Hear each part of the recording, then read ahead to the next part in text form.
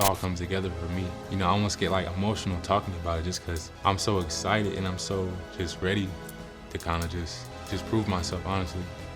The Las Vegas Raiders have traded wide receiver Bryan Edwards to the Atlanta Falcons. We are going to get into the trade details that have finally been released. We're also going to take a look at some of the top wide receivers available and also look at this 2020 draft class. What really panned out from the 2020 draft class? Let's get right into it. So originally the trade details were not released. Vincent Bosnier reported the trade of Bryan Edwards to the Atlanta Falcons. This really sucks. I was hoping this guy would work out. You've seen him make tons of crazy contested plays with the Raiders, really came through in that Ravens game week 1. That stands out in everybody's memory. And we were expecting big things. We knew he battled with injuries. He had injuries coming out of college, and we were hoping that maybe with Davante Adams here, he could be the number 2 guy. But you saw the Raiders add Mac Hollins, add Demarcus Robinson, and just recently they added Keelan Cole. It makes you think they're thinking about moving on from Bryan Edwards this whole time. All right, so let's get into some of the trade details. Bryan Edwards was traded from the Raiders to the Falcons, and the Raiders sent Bryan Edwards and a 7th round pick for this upcoming 2023 draft, and the Falcons just sent back a 5th round pick.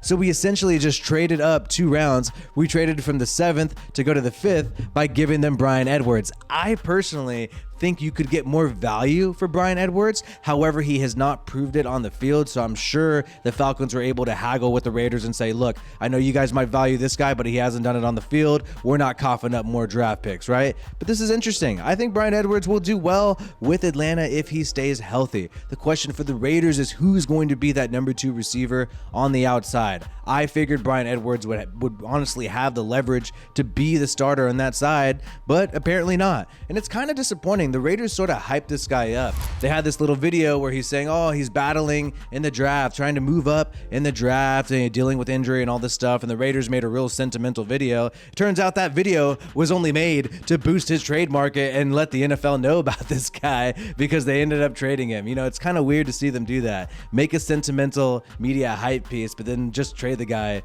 literally a week or 2 later, which is pretty intense. But hey, that's how this business works and that's how it goes. Bryan Edwards really didn't have that great of production with the Las Vegas Raiders. Looking at Bryan Edwards' numbers, 2021 was clearly his best season. He had 56 targets for 34 catches with 571 yards, 3 touchdowns, and 2020, because of injury, only had 193 yards and 11 receptions with 1 touchdown. Not great production there. So this is the wide receiver room that we have now. Keelan Cole has been added to the mix. We don't know his contract details yet. And then you got Mac Hollins at $2 million a year. Didn't expect him to be $2 million a year. Big body receiver from the Miami Dolphins. He can be very interesting. Perhaps he battles with Demarcus Robinson, the former Chief, for that number 2 role on the outside. Those are, I think, the leading candidates to have that number 2 role would be Robinson and Mac Hollins. Keelan Cole seems like a backup plan, somebody that you have in case of injury, which makes sense since he was picked up much later in free agency. Mac Hollins and Demarcus Robinson were really just signed during the free agency window. Like, they were signed immediately, and obviously with Keelan Cole, you were able to wait for some time, which just shows his value on the market right now. Hopefully he can prove some people wrong. And what Josh McDaniels is saying, just like with the running back room, there's going to be a lot of opportunities for guys on the roster. You have a lot of people on short deals, cheap deals, competing to see if they can make this 53 roster. And it'll be interesting to see because other than Davante Adams and Hunter Renfrow, it's wide open. Let me know what you think. Let me know who you think is going to play at wide receiver for our team this year. Let me know, because now it is not clear. Other than Renfrow and Davante Adams, it's completely wide open in my opinion.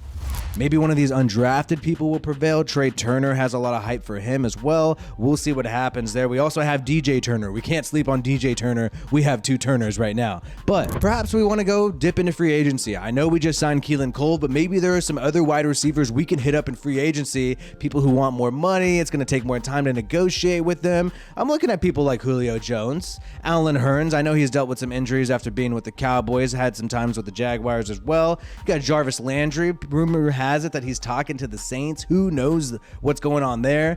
Odell Beckham Jr., Deshaun Jackson is still available. Deshaun Jackson was able to stay relatively healthy for us last year and actually ended up squeezing out Bryan Edwards for snaps towards the end of the season. So perhaps Jackson could be available. That'd give us some speed because really the only speed we have in the wide receiver room, deep straight line speed is Tyron Johnson. That's all we really have in the wide receiver room. Will Fuller could be interesting target there. Still young compared to a lot of people on the list. Cole Beasley, I don't really anticipate us doing that, but that would just be absolutely hilarious if Cole Beasley was on our team. Or Danny Amendola. Maybe Josh McDaniels will get another slot wide receiver, hit up Danny Amendola. He's had some experience with him, so maybe that could work out there. But it really is a shame that this 2020 draft did not work out. Damon Arnett was clearly a horrible pick. Didn't even have the talent on the field. I will say, Henry Ruggs right here, I know everything that happened. It was tragic and it's a waste of a pick now, but he still had the talent. I mean, let's not get it twisted.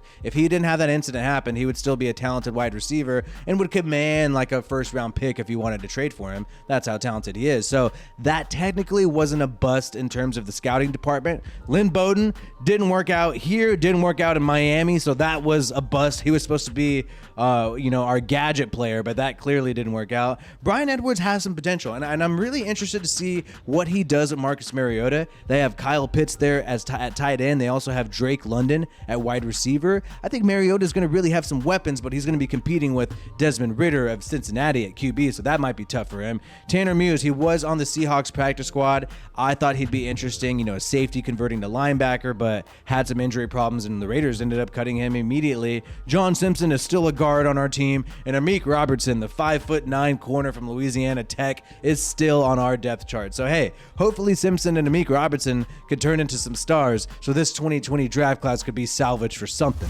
Either way, it sucks to see Bryan Edwards go. I thought he was going to turn things around this year, really. He has made some great contested catches, but has dealt with injuries and just, quite frankly, has not been able to see the field that much, and you don't have that consistency there. Although I wish him the best in Atlanta. I like that Mariota and Bryan Edwards are in Atlanta, playing in the NFC. That doesn't have any consequences for us. So hopefully the Atlanta Falcons beat a lot of AFC teams this year. That would really help us out. So I'll be rooting for Mariota and Bryan Edwards when they're playing against AFC teams and when they're not playing the Raiders. Wish them all the best of luck. Hey, let me know what you guys think is going to happen at wide receiver for the Las Vegas Raiders. And make sure you ring the bell and subscribe to this channel. Subscribing to this channel really helps us out. And also ringing the bell allows you to get notifications. YouTube screws me on notifications all the time, so make sure you turn those on.